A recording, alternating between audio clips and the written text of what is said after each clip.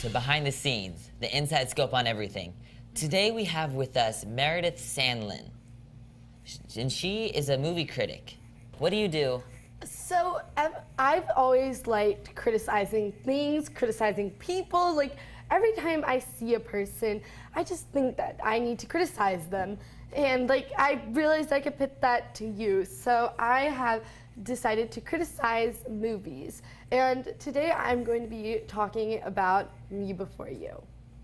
So tell us a little bit about your hating skills and why you like this movie Okay. more than any other movies that you tend to hate on. So I usually hate movies, but this movie was special. It had a bunch of mood twists in it. At first it was like kind of like drama, and then it was romance, and then it was tragedy, and it's just that mood change, the moodiness to it makes it so special. Wow. So, on like a scale of 1 to 10, what would you rate this movie? I think I would rate it a 10. It was pretty good. Wow, that's a high rating for a movie, especially Yeah. from a hater.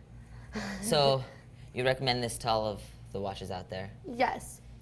And what about, I hear it gets a pretty low rating on Rotten Tomatoes, or... I don't know about that. I mean, they probably are just haters out there. Like, okay, well, I'm a hater, but you know, they probably never even watched the movie. So, would you like me to give you a summary on the movie? That's probably a good idea, so then those clueless people out there Yeah. know what we're talking about. Okay, so basically it was this guy, and he used to be so athletic, and like everything he did, it was athletic, but then he got in a motorcycle accident, and everything changed for him. He is now stuck in a wheelchair. He has to get someone to help him move every time he wants to go somewhere. So then he decided he wanted to put an end to this. And his parents, of course, freaked out, and they said, wait at least 6 months. So his parents hired a caretaker to take care of him, and that just made him so angry because he didn't want someone watching him like every move he made. Like that just frustrated him. But then soon they fell in love, and you know there was romance. But then the 6 months came to an end, and he had to make a decision. And that decision will remain unknown. Yes, you will have to watch the movie if you want to figure out his decision. And if you were the director, what would you have made different from this movie? Personally, her boyfriend was kind of holding her back from everything. And I would have changed that because I would have wanted her to go full out with him. Like, be able to do more and not feel like she's being held back by someone. So, wow, that's some relationship advice. Don't hold your girlfriends back from stuff, and they'll probably want to stay with you better or longer. Well, thank you for this wonderful interview, and we'll be back after the break.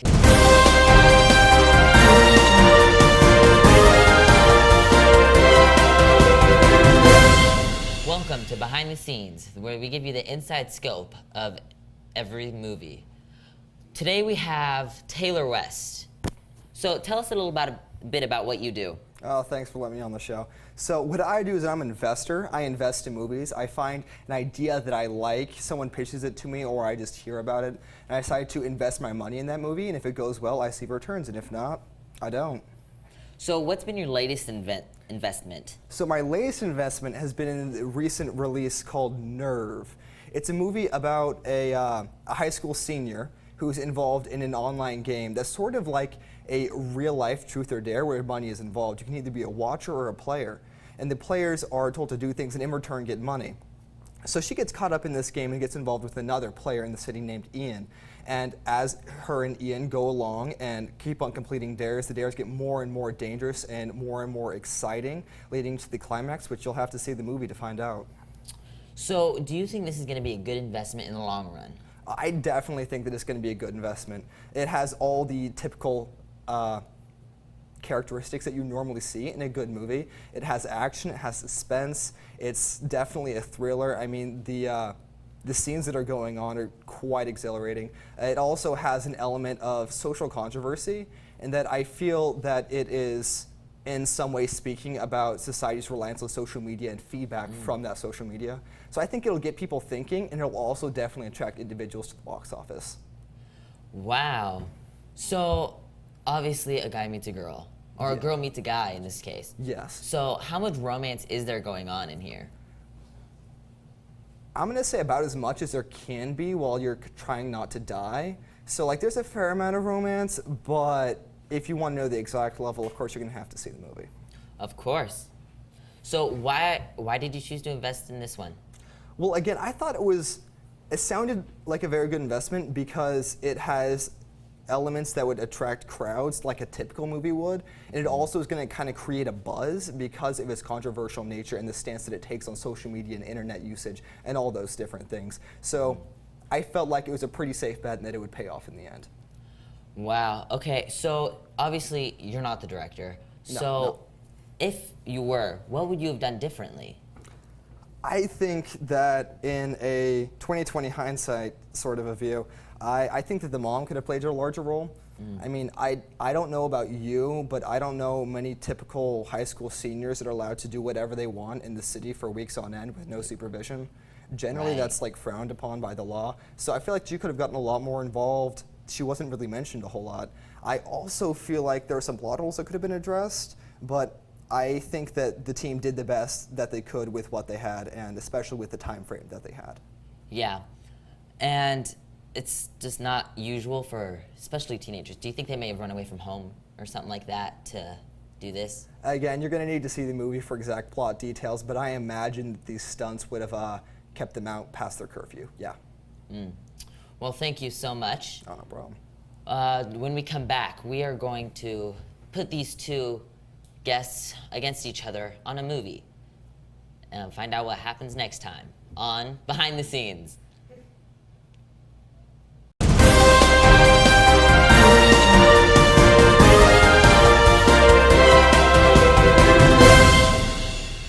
Welcome to Behind the Scenes, the inside scope on everything. Today, we have both of our previous guests on here, Taylor West and Meredith. So, thank you guys for joining me together here. Oh, it's my pleasure. So, there's a new movie that came out called The BFG. Ew, Yes. I hate that movie. Love that movie, okay? You Oh can my go gosh. home. Start by asking you, why do you hate it so much? It's awful. Okay, so like this big, huge giant just steals this kid out of her room in the middle of the night from an orphanage, takes her to this weird place. I mean, who even knows what this place is? Like, and then all these giants are trying to eat her, and then he like completely excludes her and won't take him to his dream catcher work or whatever. And then she just has to sneak out and go with him, which is completely insane because she shouldn't have to do that. And then she gets him to, like, she helps him with the queen and stuff, and then they all start farting and everything, and then he just ditches her back at the orphanage. Like, what? Shouldn't be a kid's movie. Okay, now, Taylor, were you an investor in this movie? I actually was as well, yes. I was So, involved. how do you feel like,